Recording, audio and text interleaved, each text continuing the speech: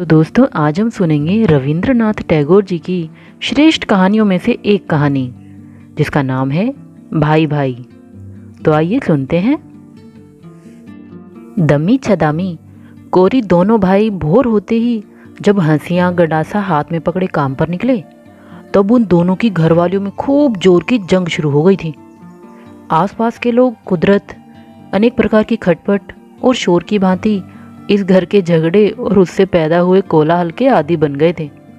जोर की चीख पुकार और औरतों की गाली गलौज कान में पड़ते ही लोग आपस में कहने लगते, लो हो गई शुरू। यानी जैसी की आशा थी, आज भी उस कुदरती सिद्धांत में कोई अंतर नहीं पड़ा। भोर होते ही पूर्व में दिवाकर के उदय होने पर जैसे कोई उसका कारण पूछने की धृष्टता नहीं करता, ठीक वैसे ही कोरियों के इस घर में जब दोनों गृहिणियों में जंग और गाली गलौज शुरू हो जाती, तो फिर उसका कारण जानने के लिए आसपास के किसी भी व्यक्ति को किंचित मात्र भी आश्चर्य नहीं होता। हाँ, इतना अवश्य है कि यह कलह या रोज रोज का झगड़ा आसपास के लोगों की अपेक्षा दोनों भाइयों को बहुत परेशान करता है। इस पर भी वे इसे विशेष परेशानियों में नहीं गिनते। उनके मानसिक भाव ऐसे हैं मानो दोनों विश्व यात्रा का लंबा सफर किसी इक्के में बैठकर काट रहे हैं और उसके बिना कमानी के पहियों के निरंतर गड़गड़ शब्द को उन्होंने जीवन यात्रा के विधि वहित सिद्धांतों में ही मिला लिया है। अपितु घर में जिस दिन कोई शोरगुल नहीं होता, चारों ओर नीरवता सी छाई जाती है, उस दिन किसी प्रकार की मुसीबत आ जाए, इस बात का कोई अनुमान भी नहीं कर सकता। हमारी कहानी का कथानक जिस दिन से आरंभ होता है, उस दिन संध्या को दोनों भाई मेहनत मजदूरी करके थके मांदे जब घर लौटे तो देखा कि घर में सन्नाटे का साम्राज्य है। बाहर काफी गर्मी है। दोपहरिया भर खूब जोर की वर्षा हुई और अब भी मेघ गरज रहे हैं। हवा का चिंतक भी नहीं। वर्षा से घर के चारों ओर जंगल और घास आदि बहुत ऊंचे ऊंचे हो गए हैं। वहां से पानी में डूबे हुए पटसन के खेत में से दुर्गंध सी निकल रही है और उसने चारों ओर मानो एक चार दीवारी सी खड़ी कर दी है। गुहाल के पास वाली छोटी सी तलैया में मेंढक टर्रा रहे हैं और संध्या का निस्तब्ध गगन मानो झिंगरों की ध्वनि से बिल्कुल पूर्ण सा हो गया है। समीप में बरसाती नदी पद्मा नए नए बादलों से घिरकर और भयानक रूप धारण करके आजादी का रसवादन कर रही है। अधिकांश खेती को डुबोकर बस्ती की ओर मुंह बनाए बढ़ रही है। यहाँ तक कि उसने आसपास के दो चार आम कटहल के वृक्षों को उखाड़कर धरा पर लिटा दिया है और उनकी जड़ें उसके पानी में से झलक रही है, मानो वे अपनी उंगलियों को गगन में फैलाकर किसी अंतिम अविलंब को पकड़ने का प्रयत्न कर रही हों। दम्मी और छदामी उस दिन गांव के जमींदार के यहाँ गार में गए थे। उस पार की रेती पर धान पक गए हैं। वर्षा के पूर्व ही धान काट लेने के लिए देश के निर्धन किसान और मजदूर सब कोई अपने अपने खेतों में काम पर पटसन काटने में लग गए हैं। केवल इन दोनों कोरियों को जमींदार के कारिंदे जबरदस्ती बेगारी में पकड़कर ले गए थे। जमींदारी की कचहरी के छप्परों में से पानी टपक रहा था। उसकी मरम्मत के लिए वे दोनों सारा दिन परिश्रम करते हैं। दो टोक पेट में डालने तक का मौका नहीं मिला। कचहरी की ओर से थोड़े से चने खाने को मिल गए थे। इसके अलावा हक की मजदूरी मिलने तो दूर की बात, वहाँ उन्हें गालियाँ और फटकार ही मिली। वे उनकी मजदूरी से कहीं अधिक ज़्यादा थी। कीच गारे में से किसी प्रकार निकल और पानी में होकर बड़ी मुश्किल से दोनों भाई संध्या समय घर पहुंचे। देखा तो छोटी बहू चंदा छाती पर आंचल बिछाए चुपचाप औंधी पड़ी है। सावन की बदली की तरह उसने भी दिन भर अश्रु बहाकर आंखों को हल्का किया है और अब शांत होकर हृदय को खूब गर्म कर रखा है। और बड़ी बहू अपना मुंह फैलाए द्वार पर बैठी थी। उसका 1.5 साल का बच्चा बिलख रहा था। दोनों भाइयों ने जब घर में पैर रखा तो देखा कि बच्चा नंगा धड़ंगा चौक में एक और औंधा पड़ा सो रहा है। भूख से व्याकुल दम्मी ने घुसते ही कहा, उठ परोस खाने को। बड़ी बहू राधा एक साथ जोर से बोल उठी, मानो कागज के ढेर में कोई चिंगारी पड़ गई हो। बोली, खाने को क्या है जो परोस दूं? चावल तू दे गया था, मैं क्या खुद जाकर कमा लाती? सारे दिन की थकान और डांट फटकार सहने के बाद निराहार निरानंद अंधेरे में जलती हुई जेठराग्नि पर घरवाली के रूखे शब्द, विशेषकर आखिरी वाक्य का छिपा हुआ बुराश तो उस दम्मी को सहसा न जाने सहन न हुआ। क्रोधित सिंह की तरह वे चिल्लाकर बोला, क्या कहा? इतना कहकर उसी क्षण हंसियां उठाकर घरवाली के सिर पर दे मारा। राधा अपनी देवरानी के पास जाकर गिर पड़ी और वहीं दम तोड़ दिया। चंदा के वस्त्र खून से लथपथ हो गए। वह हाय अम्मा क्या हो गया कहकर क्रंदन कर उठी। छदामी ने आगे बढ़कर उसका मुंह दाब लिया। दम्मी हंसियां फेंककर गाल पर हाथ रख के भोचक्के की तरह पृथ्वी पर बैठ गया। बेटा जग गया और भय के मारे चिल्ला चिल्ला कर रोने लगा। बाहर का वातावरण तब तक पूर्ण रूप से शांत था।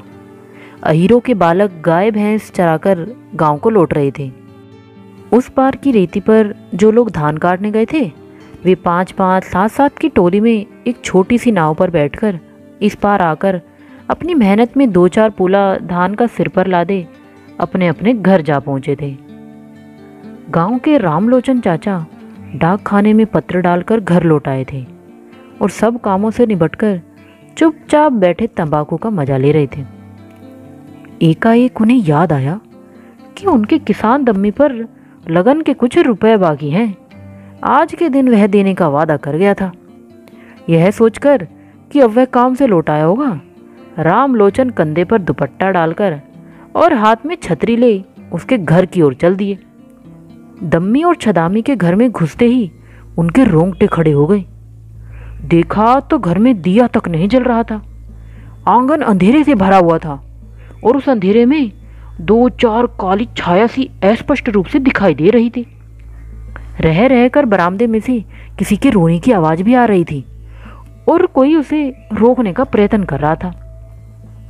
रामलोचन ने तनिक शर्माते हुए पूछा, दम्मी है क्या? दम्मी अब तक पाषाण प्रतिमा के समान चुपचाप बैठा था। अपना नाम सुनते ही वह सिसक सिसक कर अबोध बालक की तरह रोने लगा।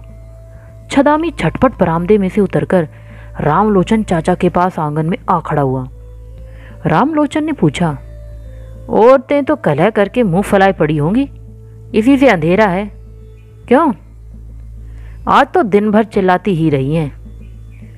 छदामी अभी तक क्या करना चाहिए इस निर्णय पर पहुंचा ही नहीं था। अनेक प्रकार की असंभव कल्पनाएं उसके मस्तिष्क में चक्कर काट रही थी। अभी तक वह इसी निश्चय पर पहुंचा था कि कुछ रात बीते तो लाश को कहीं गायब कर देगा। इसी बीच में चौधरी चाचा आन टपके, जिसकी उसे सपन में भी आशा न थी।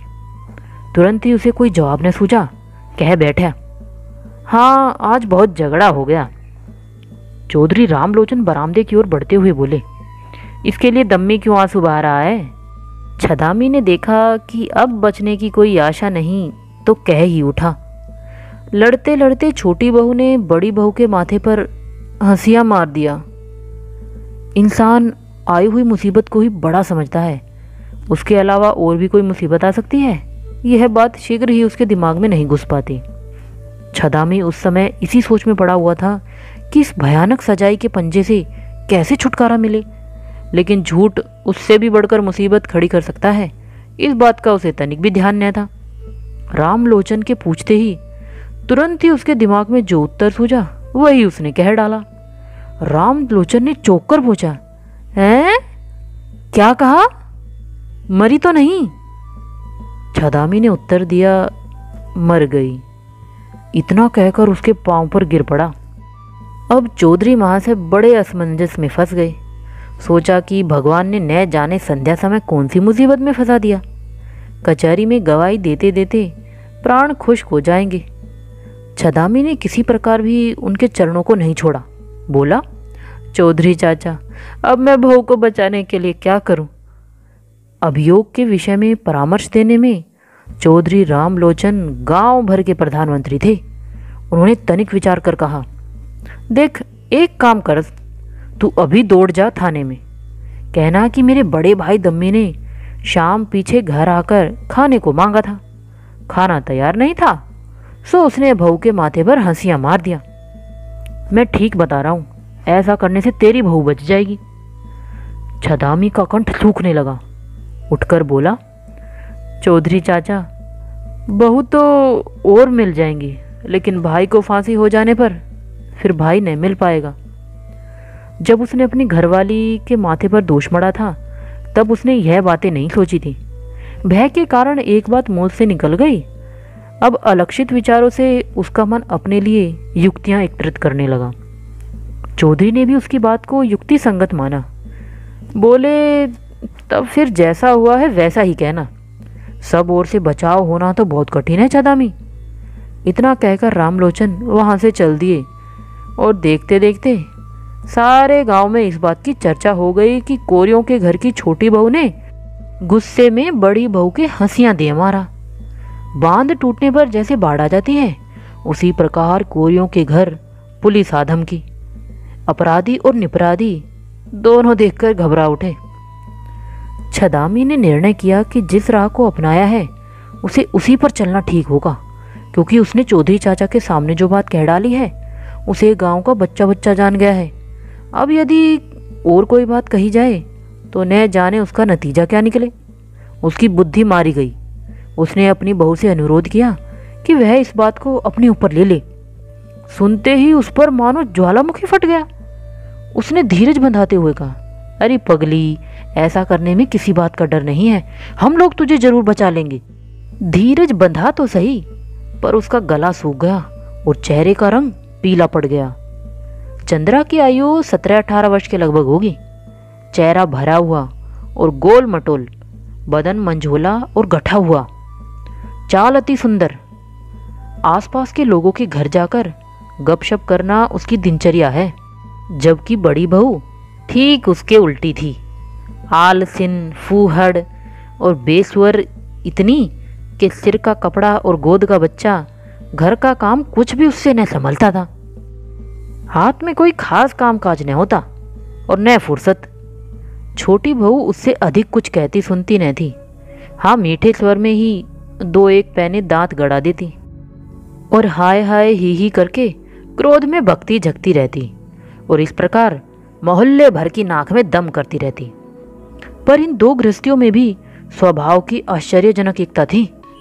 दम्मी देह में कुछ लंबा चौड़ा हट्टा कट्टा है, चौड़ी हड्डियां, भद्दी नासिका, दुनिया से अनभिगा के। ऐसा भोला भाला किंतु भयानक आदमी कोई विरला ही होगा। और छदामी ऐसा लगता था जैसे किसी काले पत्थर को बड़ी मेहनत से कौंदकर कोई प्रतिमा तैयार की गई हो। तनिक भी कहीं बाहुल्य एवं समानता नहीं। उसका प्रत्येक अंग स्थूल एवं शक्ति से परिपूर्ण था। चाहे तो ऊंची से ऊंची चट्टान से नीचे कूद पड़े, चाहे किसी पेड़ की टहनियों को एकदम खाक कर दे। हर एक कार्य में उसके चातुर्य की स्पष्ट झलक दिखाई देती थी। वह बड़े बड़े काले बालों को तेल में डुबो बड़े जतन से कंधे तक लटकाए रहता था। इससे स्पष्ट था कि वह अपनी देह की सजावट में विशेष ध्यान रखता है और ग्रामवासियों के सौंदर्य की ओर से वास्तव में वह उदासीन न था। फिर भी वह अपनी घरवाली को बहुत चाहता था। दोनों में झगड़ा भी होता और मेलजोल भी, कोई किसी को हरा नहीं पाता था। दोनों ही अनेक दावों को खेलते हुए जीवन की डगर में आगे बढ़े चले जा रहे थे। इस दुर्घटना के कई दिन पहले से दंपत्ति में बहुत अधिक तानातानी चल रही थी। बात यह थी कि चंदा ने देखा कि उसका घरवाला काम के बहाने कभी कभी दूर चला जाता है, यहाँ तक कि 2-1 दिन बाहर बिताकर घर लौटता है और कुछ कमा धमा कर लाता नहीं। उसके बुरे लक्षणों के कारण वह उस पर कड़ी नज़र रखने लगी और ज्यादती भी करने लगी। उसने भी पनघट पर चक्कर काटने शुरू कर दिए और मोहल्ले भर में अच्छी तरह घूम फिरकर घर आकर काशी प्रसाद के मंझले बेटे की बहुत प्रशंसा करने लगी। अब इससे परिणाम यह निकला कि छदामी के दिन और रातों में मानो किसी ने विष घोल दिया। काम धंधे में उसे पल भर के लिए चैन नहीं पड़ता। इसके लिए उसने एक बार भाभी को खूब डांटा फटकारा। जवाब में भाभी ने खूब हाथ हिला हिलाकर झमक झमक कर उसके स्वर्गीय बाप को संबोधित करके कहना शुरू कर दिया, वह औरत आंधी के आगे भागती है, उसे मैं संभालूं? मैं तो सब कुछ समझती हूँ, किसी दिन खानदान की आबरू मिट्टी में मिला देगी। बगल के कोठे में चंदा बैठी थी। उसने बाहर आकर धीमे स्वर में कहा, दीदी तुम्हें इतना डर क्यों है? बस फिर क्या था, दोनों में महाभारत छिड़ गई। छदामी ने गुर्राकर कहा, अब की अगर सुना कि तू अकेली पनघट पर गई है तो तेरी हड्डी पसली एक कर दूंगा। चंदा ने भभक कर कहा। तब तो मेरा कलेजा ही ठंडा हो जाएगा। और कहती हुई वह बाहर जाने को तैयार हो गई। छदामी ने उसकी चुटिया घसीटकर उसे कोठे के भीतर धकेल दिया और बाहर से दरवाजे में ताला लगा दिया। संध्या समय जब छदामी घर लौटा तो देखा कि कोठा खुला पड़ा है, उसमें कोई भी नहीं है। चंदा 3 गांव लांघकर सीधी अपनी नानी के घर पहुंच गई है। छदामी बड़ी मुश्किल से घरवाली को मनाकर वहां से घर वापस ले आया और अब की बार उसने हार मान ली और फिर उसने किसी प्रकार की उससे ज़बरदस्ती नहीं की, लेकिन उसका मन अशांत रहने लगा। घरवाली के प्रति शंका के भाव उसके हृदय में शूल बनकर गड़ने लगे और जब कभी वह उसकी तीव्र पीड़ा से अधिक बेचैन हो जाता तो उसकी इच्छा होती कि काश यह मर जाए तो पिंड छूटे। इंसान से इंसान को जितनी ईर्ष्या या जलन होती है उतनी संभवतः यमराज को भी नहीं। इसी बीच घर में यह दुर्घटना घट गई। चंदा से जब उसके घरवाले ने हत्या का दोष अपने सर लेने को कहा तो वह भौचक्की होकर देखती रह गई। उसकी कजरारी आंखें अग्नि के समान छदामी को जलाने लगी। उसका शरीर और मन संकुचित होकर इस राक्षस के पंजे से निकलकर भागने को प्रयत्न करने लगा। उसकी अंतरात्मा विमुख होकर अपने ही घरवाले के प्रति विद्रोह कर बैठी। छदामी ने बहुतेरा उसको ढांढस बंधाया कि तेरे डरने की कोई बात नहीं है। इसके बाद उसके थाने में और अदालत में जज के सामने उसे क्या कहना होगा बार बार सिखा पढ़ाकर सब ठीक ठाक कर दिया। लेकिन चंदा ने लंबा चौड़ा उसका व्याख्यान बिल्कुल भी नहीं सुना। वह पाषाण प्रतिमा के समान वहाँ चुपचाप बैठी रही। सभी कामों में दम्मी छदामी के भरोसे रहता है। छदामी ने जब चंदा पर सारा दोष गढ़ने की बात कही तो दम्मी ने पूछा, फिर बहू का क्या होगा? छदामी ने कहा, उसे मैं बचा लूँगा। भाई की बात सुनकर हाँ कर दम्मी निश्चित हो गया। छदामी ने चंदा को सिखा दिया था कि तू कहना दीदी मुझे हंसियाँ लेकर मारने आई थी, सो मैं भी हंसियाँ लेकर उसे रोकने लगी। अचानक वह उसके लग गया। ये सब बातें चौधरी रामलोचन की बनाई हुई थी। इनके अनुकूल जिन जिन बातों को और सबूतों की आवश्यकता थी वे सब बातें भी उन्होंने विस्तार से छदामी को समझा दी थी। पुलिस ने आकर जोरों से तहकीकात करनी शुरू कर दी। लगभग सभी आसपास के लोगों के मन में यह बात घर कर गई कि चंदा ने ही जेठानी की हत्या की है। सभी गांव वालों के बयान से ऐसा ही सिद्ध हुआ। पुलिस की ओर से चंदा से जब पूछा गया तो उसने कहा, हाँ मैंने ही खून किया है। क्यों खून किया? मुझसे वह डाह रखती थी। कोई झगड़ा हुआ था? नहीं। वह तुम्हें पहले मारने आई थी? नहीं। तुम पर किसी किस्म का अत्याचार किया था? नहीं। इस प्रकार का उत्तर सुनकर सब देखते रह गए। छदामी एकदम घबरा गया। बोला, यह ठीक नहीं कह रही है, पहले बड़ी बहू। थानेदार ने उसे डांटकर चुप करा दिया। अंत तक अनेक बार जिरह करने पर भी वही एक प्रकार का उत्तर मिला। बड़ी बहू की ओर से किसी प्रकार का हमला होना चंदा ने किसी प्रकार भी स्वीकार नहीं किया। ऐसी जिद्दी औरत शायद ही कहीं देखने में आती हो। वह तो जी जान से कोशिश करके फांसी के तख्ते की ओर झुकी जा रही है, किसी भी तरह रोके नहीं रुकती। यह कैसा रूठना है। चंदा शायद मन ही मन कह रही थी कि मैं तुम्हें छोड़कर अपनी इस जवानी को लेकर फांसी के तख्ते पर चढ़ जाऊंगी, फांसी की रस्सी को गले लगाऊंगी। मेरे इस जन्म का आखिरी बंधन उसी के साथ है। बंदनी होकर चंदा फिर परिचित गांव के रास्ते से, जगन्नाथ जी के शिवालय के पास से होते हुए, बीच बाजार से, घाट के वट से, मजूमदारों के घर के सामने से होती हुई, डाक खाना और स्कूल के बगल से, सभी परिचित लोगों की आंखों के सामने से कलंक का दाग माथे पर लगाकर सदैव के लिए घर छोड़कर चली गई। गांव के बालकों का एक झुंड पीछे पीछे चला जा रहा था और गांव की औरतें, उसकी सखी सहेलियां, कोई घूंघट की सेंध में से, कोई दरवाजे की बगल में से और कोई वृक्ष की ओट में से सिपाहियों से घिरी चंदा को जाती देख लज्जा से, घृणा से और भय से रोमांचित हो उठी। डिप्टी मजिस्ट्रेट के सामने चंदा ने अपना ही दोष स्वीकार किया और दुर्घटना से पहले बड़ी बहू ने उस पर किसी प्रकार की जाति या जुल्म किया था, यह बात उसके मुंह से किसी भी प्रकार निकली नहीं। पर छदामी उस दिन गवाह की कचहरी पहुंचते ही रो दिया और हाथ जोड़कर बोला, दुहाई है हजूर, मेरी बहू का कोई कसूर नहीं। हाकिम ने रोबीले स्वर में रोककर प्रश्न पर प्रश्न करना शुरू किया। उसने एक एक करके सारी की सारी घटना कह सुनाई, पर हाकिम ने उसकी बात का विश्वास नहीं किया। कारण गांव के चौधरी रामलोचन ने गवाह रूप में कहा, खून होने के थोड़ी देर बाद मैं इनके घर पहुंचा था। गवाह छदामी ने सब बातें कबूल करके मेरे पैरों में गिरकर कहा था कि बहू को कैसे बचाऊं, कोई सलाह दीजिए। गवाह ने मुझसे कहा कि मैं यदि कहूं कि मेरे बड़े भाई ने खाने को मांगा था सो उसने दिया नहीं। इस पर गुस्से में आकर भाई ने अपनी घरवाली पर हंसियां का वार कर दिया, जिससे उसने उसी समय दम तोड़ दिया, तो वह बच जाएगा। मैंने कहा, खबरदार हरामजादे, अदालत में एक कथन भी झूठ न बोलना, इससे बढ़कर महापाप और नहीं है। रामलोचन ने पहले चंदा को बचाने के लिए बहुत सी बातें बना ली थी, किंतु जब देखा कि चंदा खुद ही अड़कर फंस रही है, तब सोचा कि कहीं मुझे ही झूठे जुल्म की गवाही में न फंसना पड़े। इससे जितना जानता हूँ उतना ही कहना अच्छा है। यह सोचकर उन्होंने उतना ही कहा और उस कहने में किसी प्रकार की कोई कसर उठाकर न रखी। डिप्टी मजिस्ट्रेट ने इस केस को सेशन के सुपुर्द कर दिया। इस बीच में खेतीबाड़ी, हाट बाजार, रोना हंसना आदि संसार के सभी काम चलने लगे।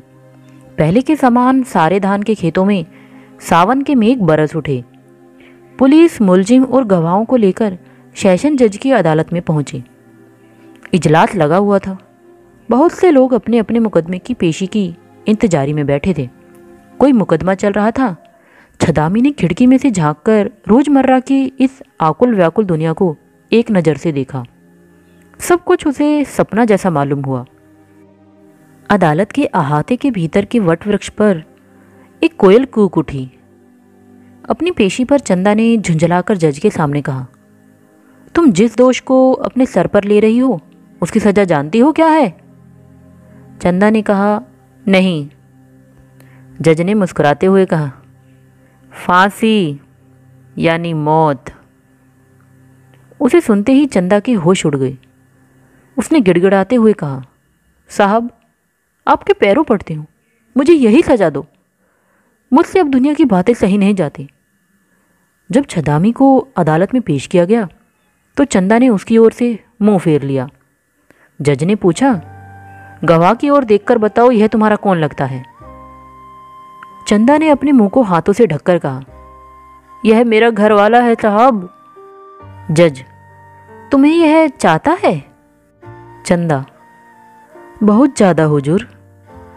जज, तुम उसे नहीं चाहते क्या? चंदा, बहुत ज्यादा चाहती हूँ हुजूर। तभी छदामी ने बीच में कहा, हुजूर, खून तो मैंने किया है। जज ने प्रश्न किया, क्यों? छदामी ने कहा, खाने को मांगा था सो उसने दिया नहीं। दम्मी जब गवाही देने आया बेहोश होकर गिर पड़ा। होश आने पर उसने कहा, हुजूर, खून तो मैंने किया है। क्यों? खाने को मांगा था सो उसने दिया ही नहीं। बहुत जिरह और गवाहों के बयान के बाद जज ने साफ साफ समझ लिया कि घर की बहू को फांसी से बचाने के लिए दोनों भाई कसूर मंजूर कर रहे हैं। लेकिन चंदा थाने से लेकर सेशन अदालत तक एक ही बात पर बराबर कहती आ रही थी। उसकी बात में तनिक भी कहीं अंतर नहीं पड़ा। दो वकीलों ने स्वतः प्रवृत्त होकर उसे फांसी के फंदे से बचाने का बहुत प्रयत्न किया, लेकिन अंत में हार माननी पड़ी। जिस दिन तनिक सी आयु में एक काली काली छोटी मोटी लड़की अपना गोलमोल चेहरा लिए गुड्डा गुड़िया फेंककर अपने माता पिता का संग छोड़कर ससुराल आई थे, उस दिन रात को शुभ लगन के वक्त आज दिन की कौन सोच सकता था। उसके पिता ने अंतिम समय में यह कहा था कि खैर कुछ भी हो, मेरी लड़की तो ठीक ठिकाने से लग गई। फांसी से पूर्व जेल खाने में सिविल सर्जन ने चंदा से पूछा, किसी को देखने की इच्छा हो तो बोलो। चंदा ने उत्तर दिया, बस एक बार अपनी माँ को देखना चाहती हूँ। सिविल सर्जन ने पुनः कहा, तुम्हारा घरवाला तुमसे मिलना चाहता है, उसे बुलवा दिया जाए। चंदा ने बड़े ही उद्विग्न होकर कहा, मौत भी नहीं आई।